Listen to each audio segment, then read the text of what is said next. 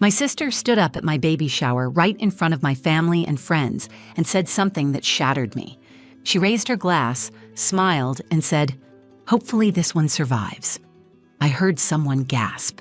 Plates clattered onto the table. I stood there frozen, fighting the sting of tears, my hands trembling against my belly. I had waited years for this day, dreamed about celebrating the little life growing inside me, and Brielle, my own sister, turned it into a nightmare.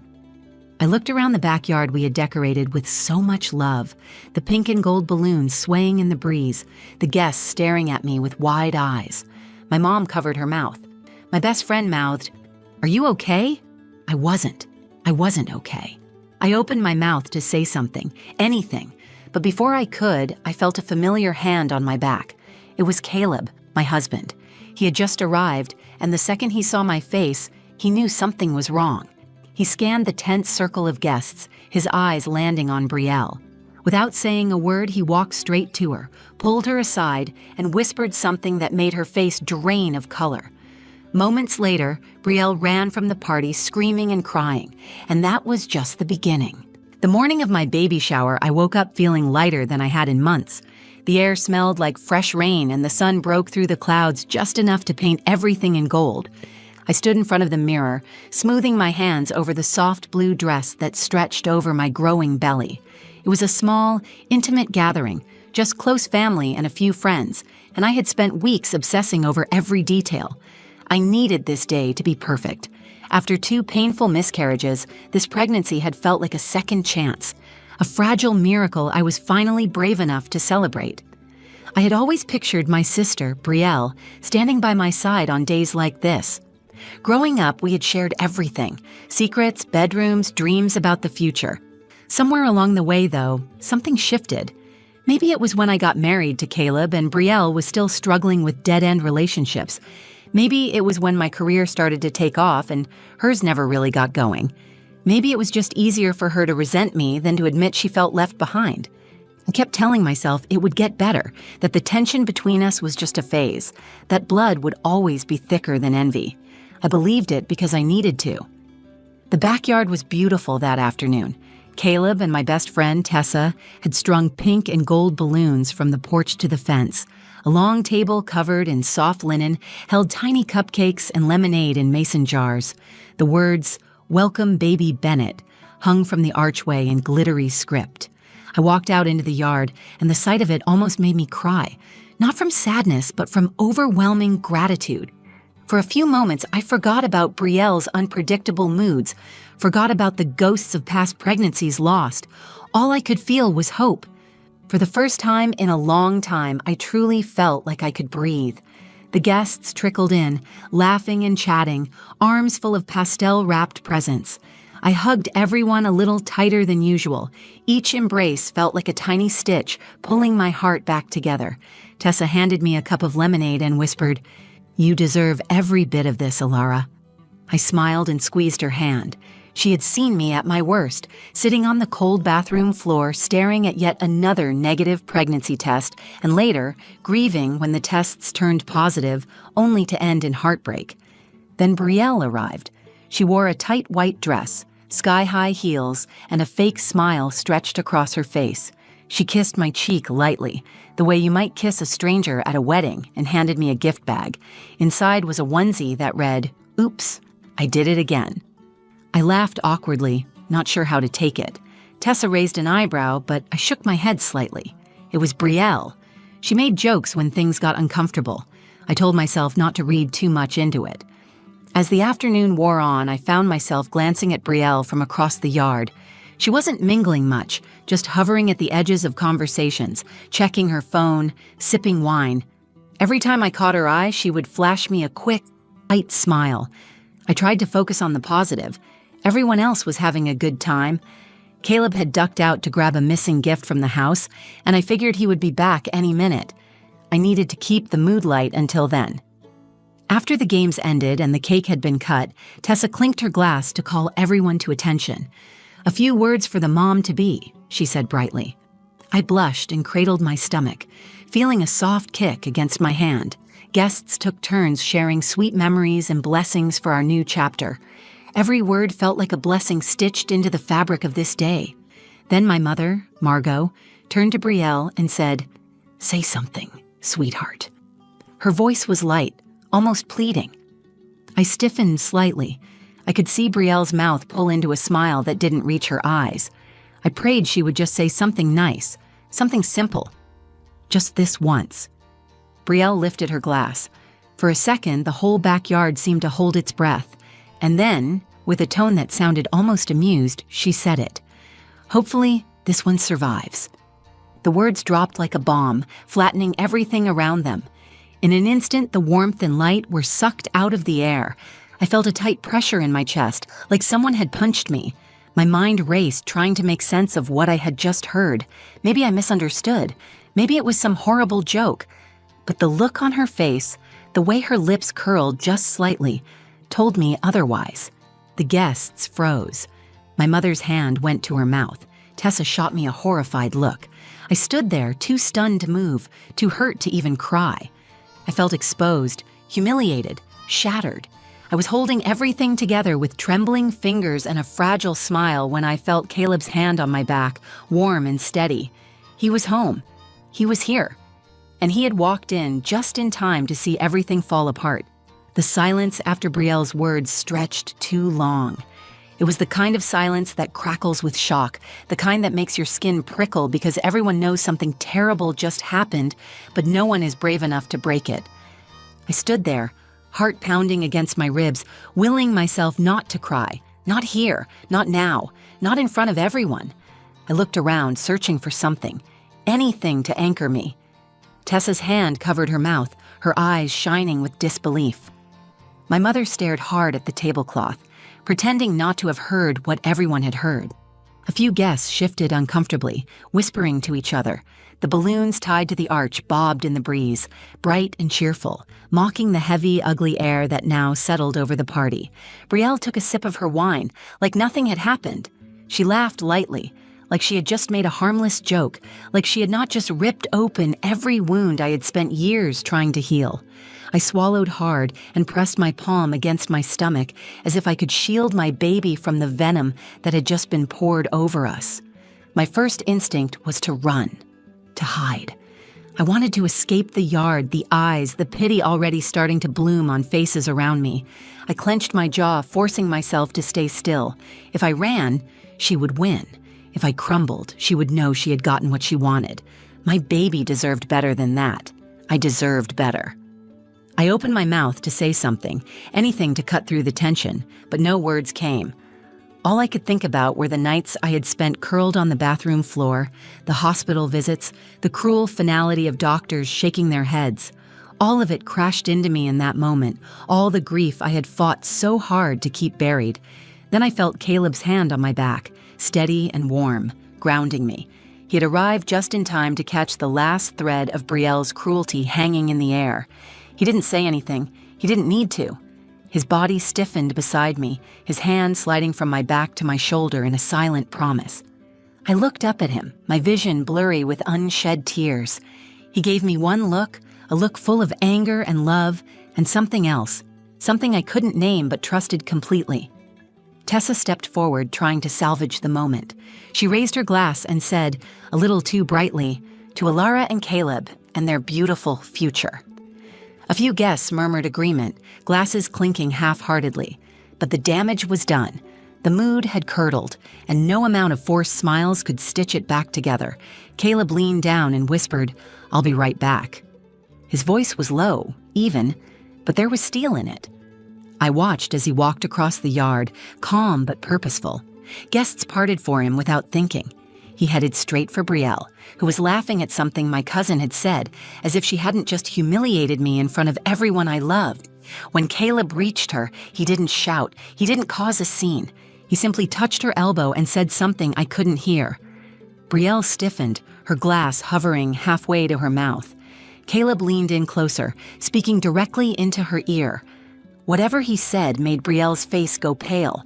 Her mouth opened, then snapped shut. She set her glass down with a sharp clink and turned on her heel.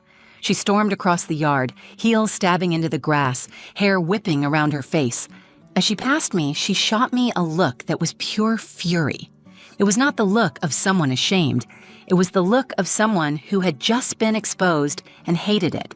She shoved past the guests, knocking over a chair, and disappeared through the gate, slamming it so hard behind her that the sound echoed like a gunshot. The backyard was silent again, but this time it was different. The tension had broken, leaving behind something like relief. Guests shifted awkwardly, some murmuring small apologies, others pretending to fuss with their phones or the food table. My mother stood rooted to her spot, her face carefully blank. Caleb returned to me, his face softening as he reached me. He pulled me into his arms, holding me tight enough to press all the broken pieces of me back together. I sagged against him, the weight of the moment crashing down on me. "You're okay," he murmured into my hair. "I've got you." I wanted to believe him. I needed to believe him. Because for the first time in my life, standing there in the ruins of what was supposed to be a celebration, I realized something hard and necessary. Sometimes family is not the people you're born to, but the people who fight for you when it matters. And Caleb, without a doubt, was my family. After Brielle stormed out, a strange kind of hush settled over the backyard. It was not the heavy, oppressive silence from before. It was lighter, almost clean, as if her exit had lifted something toxic from the air. I stayed in Caleb's arms for a long moment, breathing in the steady rise and fall of his chest, letting his warmth remind me that I was not alone. I had lost so much before, but this time, I was not standing in the ruins by myself. Finally, I pulled back and looked up at him. His face was calm, but I could still see the anger flickering behind his eyes, not the explosive kind, the protective, measured kind that told me he had made a choice the second he saw me broken and fighting not to fall apart. "We need to talk," I whispered, my throat still raw from holding back tears. Caleb nodded and led me toward the house, away from the murmuring guests and the wreckage of what was supposed to be a joyful afternoon. As we walked, I caught glimpses of faces, some filled with pity, some with awkwardness, a few with quiet approval. I kept my eyes forward. Right now, there was only one person whose opinion mattered to me. We stepped into the kitchen, the familiar smell of vanilla candles and fresh flowers wrapping around us. Caleb closed the door softly behind us. I leaned against the counter, suddenly feeling the weight of everything crash onto my shoulders. My knees wobbled, but Caleb was there, steady and strong. "I'm sorry," I said, my voice cracking. "I'm sorry she ruined today." He crossed the room in 2 strides and cupped my face in his hands. His thumbs brushed away the tears I did not even realize had started falling. "Ilara," he said firmly, "you have nothing to be sorry for. Nothing." I closed my eyes, letting the truth of his words sink in. For years, I had apologized for Brielle's behavior. I had made excuses, smoothed things over, begged others to understand her pain while swallowing my own. It was always easier to bend than to confront, easier to patch the cracks than to tear down the whole wall and start over. But standing there, in the wreckage of yet another moment she had poisoned, I realized I could not keep doing it. Not for Brielle, not for my mother, not for anyone. "I can't keep letting her do this," I said. The words came out shaky but stronger than I felt. I can't keep letting her tear me apart piece by piece and pretending it's love. Caleb nodded, his eyes never leaving mine. "You don't have to," he said. "Not anymore." I slid down onto one of the kitchen stools, my hand resting instinctively on my belly. My baby kicked softly, as if reminding me that I was not just fighting for myself anymore.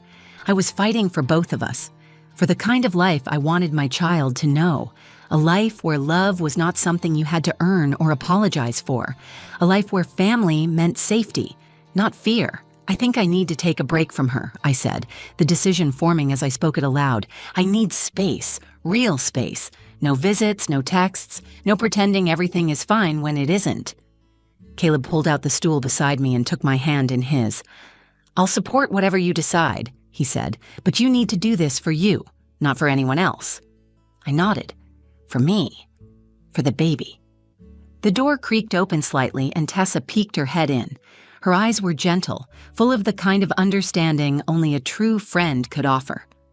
"Everything okay?" she asked softly. I smiled, a real smile this time. Small, but real. "It will be," I said.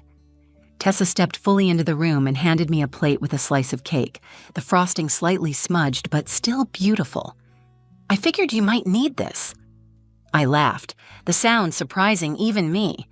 It felt good, like a window cracking open after a long, dark winter.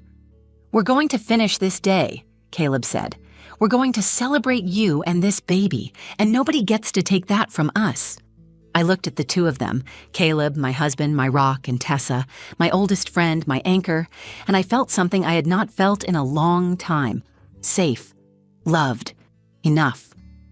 I took the plate from Tessa and picked up the fork. My hand was steady now. The decision had been made, and with it came a strength I had almost forgotten I possessed. I was done letting other people's bitterness write my story. From now on, I was writing it myself, and it was going to be beautiful. I stepped back out into the backyard with Caleb and Tessa at my side. The late afternoon sun bathed everything in soft gold, as if trying to erase the shadows Belle had left behind. Some of the guests had drifted toward the dessert table, nervously nibbling cupcakes, pretending that everything was fine. Others stood in small, uncertain clusters, glancing at me with quiet concern. For a moment I hesitated. I thought about ending the party early, making an excuse and sending everyone home, but then I thought about what Caleb had said inside, and more importantly, about the life growing inside me.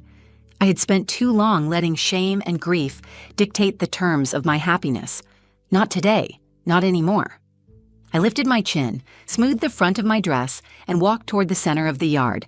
Tessa moved to the speaker and quietly turned the music back on. A soft, hopeful melody filled the air.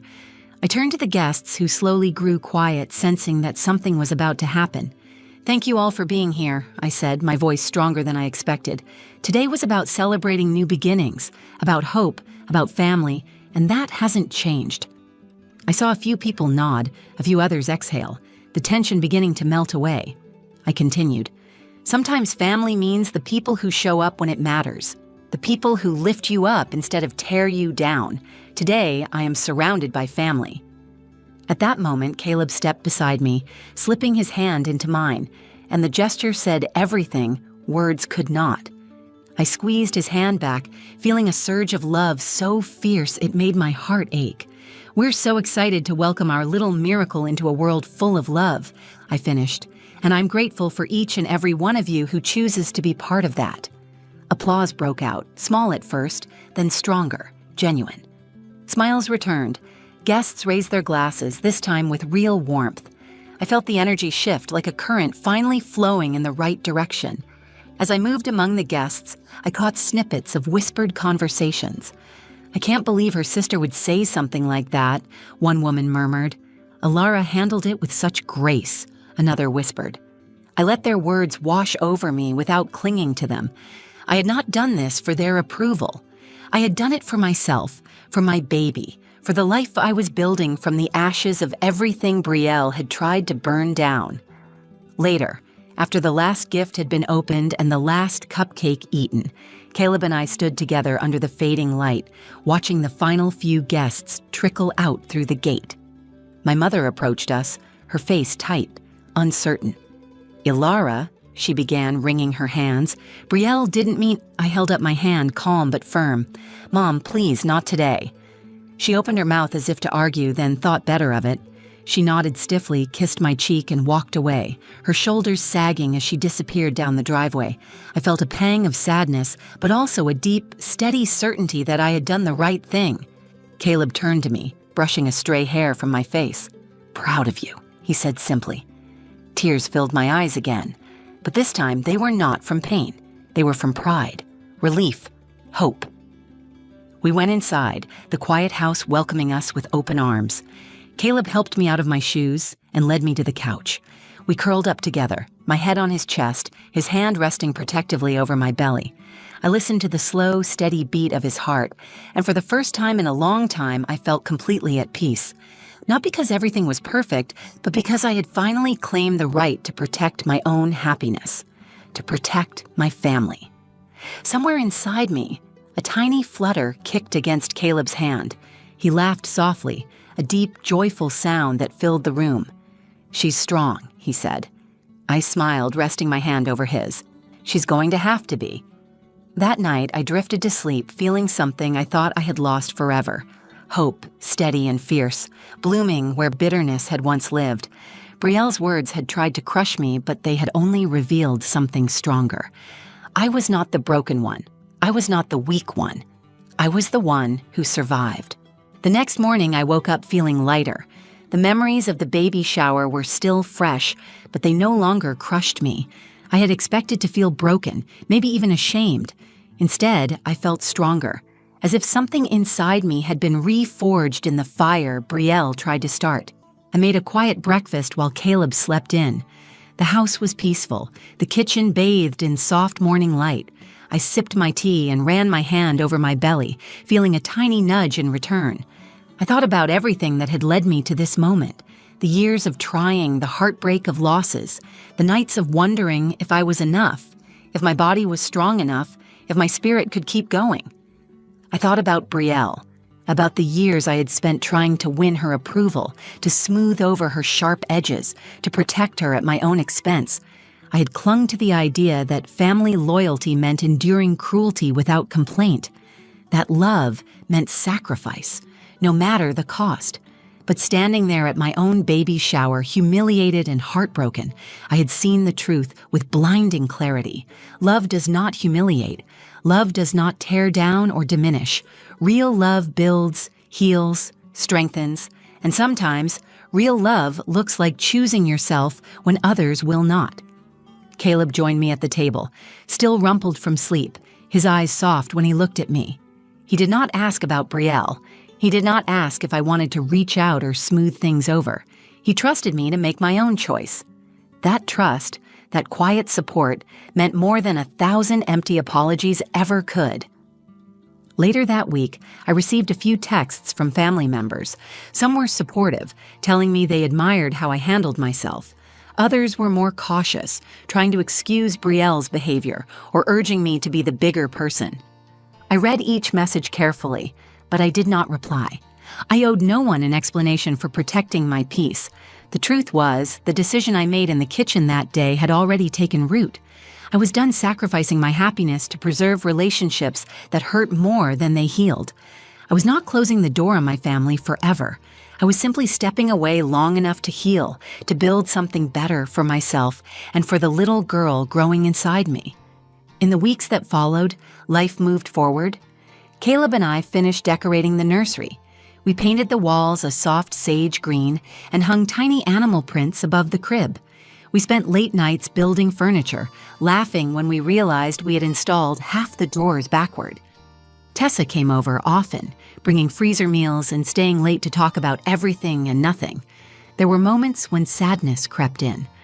Moments when I missed the idea of the sister I had always wanted Brielle to be. But those moments passed, and what remained was a deep, solid sense of peace. I started to realize that survival was not just about getting through the hard moments. It was about choosing to live differently after them. It was about creating a life built on joy, not just endurance. The baby shower became a story people whispered about, then moved on from.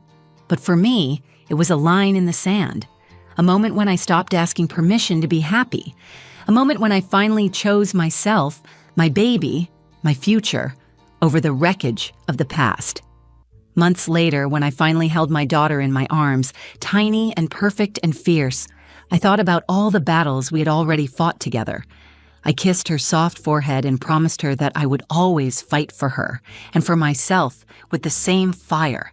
I promised that she would grow up knowing what real love looked like, that she would never have to question her worth, that she would know she came from a line of women who survived, who built beauty from brokenness, who chose hope when it would have been easier to give up. That promise was the real gift of that day. Not the balloons or the cake or the decorations. It was the gift I gave myself when I finally said enough. I was not just surviving anymore. I was living, and I was doing it on my own terms. Thank you for listening to my story. It was not easy to share, but I know there are so many people out there who have been hurt by someone they thought they could trust. If my experience showed me anything, it is that we are stronger than the people who try to break us. We are allowed to protect our peace. We are allowed to choose better for ourselves and the ones we love. If this story touched you, or if you have ever had to walk away from someone you cared about to find your own happiness, please take a second to like this video. It helps more than you know. Share it with someone who might need a reminder that they are not alone. I would love to hear your thoughts in the comments. Your stories, your strength, your victories. I read every single one. And if you want to hear more real, raw, and honest stories like this, make sure to subscribe to the channel. We are building a community here where healing and hope are always welcome. Thank you again for being here. I cannot wait to share more with you.